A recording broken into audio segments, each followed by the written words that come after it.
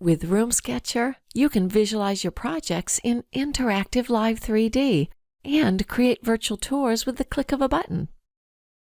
Just create a project in the RoomSketcher app and click the 3D button.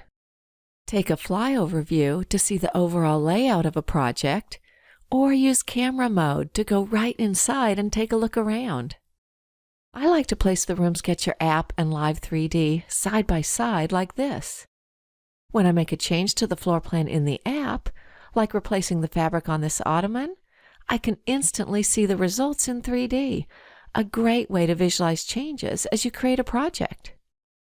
And when I navigate in Live 3D here on the right, the camera follows along in the RoomSketcher app, an easy way to align the RoomSketcher camera for snapshots and 3D photos. Plus, when I move the camera in the RoomSketcher app, it moves in Live 3D, always staying in sync and instantly showing project changes. For more videos and tutorials, go to RoomSketcher.com.